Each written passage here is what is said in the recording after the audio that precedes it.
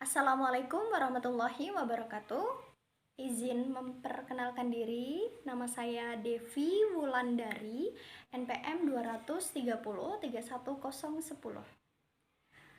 Baik, di sini saya akan menjelaskan materi tentang sejarah bahasa Indonesia. Bahasa Indonesia merupakan bahasa resmi Republik Indonesia. Bahasa Indonesia merupakan bahasa persatuan bangsa Indonesia, di mana bahasa Indonesia tidak tercipta dengan sendirinya, melainkan sebuah pemisahan dan perkembangan dari bahasa Melayu.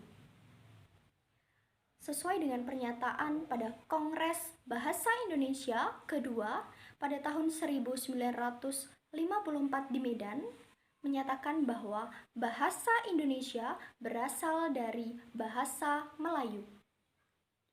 Pada awalnya, bahasa Melayu merupakan sebuah bahasa yang digunakan di dalam sebuah perkumpulan antar suku, di mana mereka saling melakukan transaksi perdagangan. Kemudian, bahasa Melayu tersebut menyebar ke pelosok-pelosok Nusantara bersamaan dengan menyebarnya agama Islam. Bahasa Melayu sendiri mudah sekali diterima oleh masyarakat karena bahasa Melayu tidak mengenal yang namanya tingkat tutur. Kemudian bahasa Melayu sendiri merupakan bahasa yang berasal dari berbagai kosakata, baik dari bahasa Persia, bahasa Sanskerta, bahasa Arab, dan bahasa-bahasa Eropa. Pada saat itu, bahasa Melayu merupakan bahasa yang digunakan di dalam sebuah perkumpulan anak muda. Nah, di mana di dalam perkumpulan tersebut terdapat pemuda dari Indonesia. Kemudian, pemuda Indonesia itu dengan sengaja mengangkat bahasa Melayu sebagai bahasa Indonesia. Kemudian, bahasa Indonesia lahir tepatnya pada tanggal 28 Oktober tahun 1928, di mana pada saat itu para pemuda dari berbagai pelosok Nusantara berkumpul untuk melakukan sebuah kerapat dan berikrar, satu, bertumpah darah, yang satu, tanah Indonesia. Dua, berbangsa, yang satu, bangsa Indonesia. Tiga, menjunjung bahasa persatuan bahasa Indonesia. Ikrar tersebut diberi nama Sumpah Pemuda. Dijelaskan dengan tegas pada poin ketiga Sumpah Pemuda, menjunjung bahasa persatuan bahasa Indonesia. Bahasa Indonesia tepatnya dinyatakan kedudukan sebagai bahasa negara pada tanggal 18 Agustus tahun 1945, tepatnya sehari setelah kemerdekaan Republik Indonesia dan tepat pada pengesahan Undang-Undang Dasar 1945 sebagai Undang-Undang Dasar Negara Republik Indonesia. Dijelaskan juga di dalam Undang-Undang Dasar 1945 bahwa bahasa negara ialah bahasa Indonesia. Sekian presentasi dari saya, kurang lebihnya saya mohon maaf. Saya akhiri, wabillahi taufiq wal hidayah. Wassalamualaikum warahmatullahi wabarakatuh. Assalamualaikum warahmatullahi wabarakatuh. Perkenalkan, nama saya Putri Adinda Maharani atau biasa dipanggil Putri, NPM 230 327. Saya dari jurusan Akuntansi Syariah, Fakultas Ekonomi dan Bisnis Islam. Alamat saya di Gedung Wani, Kecamatan Marga 3, Kabupaten Lampung Timur. Saya di sini akan melanjutkan presentasi dari Devi Wulandari, yaitu tentang Peranan penting bahasa Indonesia sebagai media komunikasi. Dalam komunikasi, bahasa memiliki peranan yang sangat penting dan mutlak. Bahasa menjadi sebuah alat komunikasi yang mana bahasa dan komunikasi mempunyai hubungan yang erat sehingga tidak dapat dipisahkan.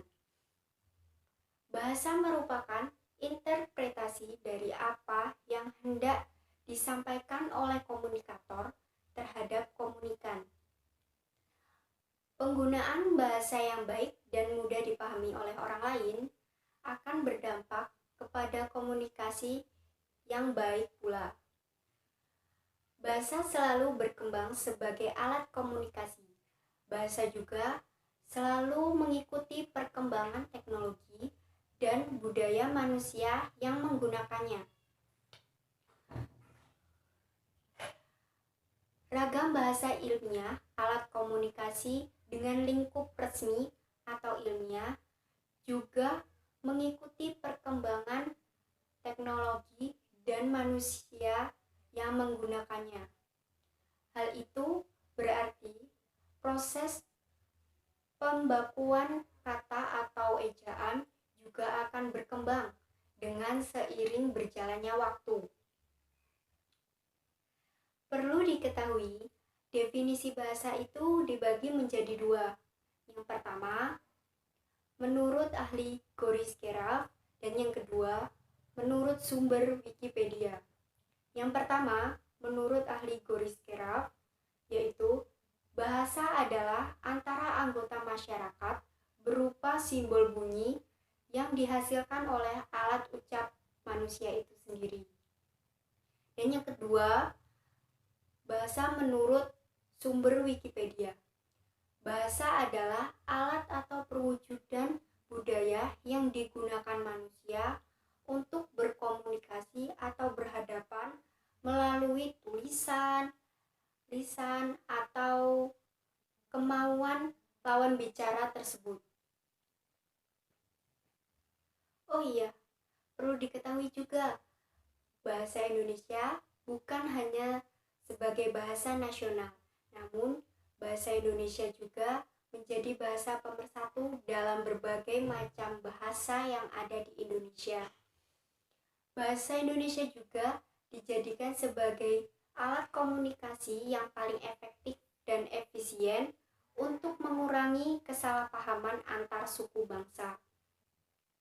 Terus, bagaimana sih cara menyatukan seluruh bangsa yang berbeda-beda bahasa negara jika tidak mempunyai bahasa persatuan?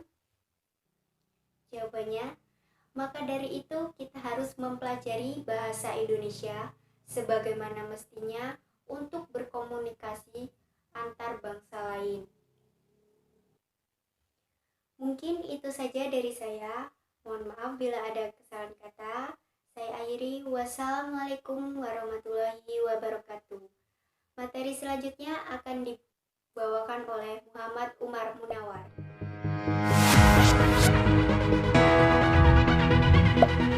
Assalamualaikum warahmatullahi wabarakatuh.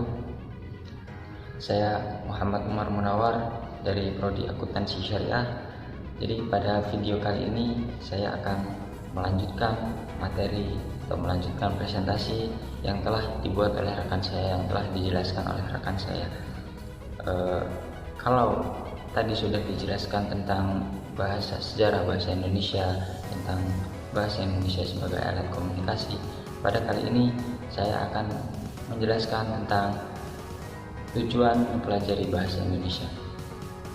Jadi setiap individu atau setiap manusia dalam melakukan segala sesuatunya, dalam bekerja atau dalam melakukan segala hal apapun itu pasti memiliki tujuan. Namun yang membedakan di sini adalah tujuan tertentu dan tujuan yang umum atau tujuan yang sama halnya dengan kita mempelajari bahasa Indonesia ini. Ada beberapa tujuan yang mungkin orang lain itu berbeda-beda, namun ada satu tujuan yang umum atau yang sama yang kita semua inginkan itu ketika kita mempelajari bahasa Indonesia ini. Apa itu? Ya, ini yang pertama. Ketika kita mempelajari bahasa Indonesia, kita ingin apa yang kita utarakan, apa yang kita maksudkan itu tersampaikan oleh lawan bicara kita, tersampaikan oleh lawan main kita. Ini pentingnya di sini. Kenapa kita harus belajar bahasa Indonesia? Kenapa kita harus mempelajari secara detail dan mendalam tentang bahasa Indonesia ini? Itu yang pertama. Jadi kalau antara pihak satu dengan pihak satu itu berkomunikasi dan salah satunya tidak paham bahasa Indonesia atau dia memiliki bahasa masing-masing, ini akan sulit sekali untuk mencapai persatuan atau untuk mencapai sebuah komunikasi yang terjalin secara tersusun. Itu yang pertama. Nah, tujuan yang kedua ini untuk mempersatukan bangsa kita, untuk mempersatukan bangsa Indonesia, karena pada waktu itu, pada zaman penjajahan waktu itu masih banyak sekali suku-suku bangsa yang terdiri atas banyak sekali bahasa-bahasa. Nah, disitulah pentingnya lahirnya bahasa Indonesia untuk mempersatukan bangsa Indonesia, bangsa kita. Nah, ini merupakan tujuan yang umum, tujuan yang sangat relevan untuk kita dalam kita mempelajari bahasa Indonesia ini. Nah, di luar dari itu masih banyak tujuan-tujuan kenapa sih kita mempelajari bahasa Indonesia. Kenapa tidak kita belajar bahasa kita sendiri? Contohnya kita belajar bahasa Jawa, belajar bahasa Sunda. Karena apa? Ya karena tadi itu, kalau kita tidak paham tentang bahasa Indonesia, maka kita akan sulit.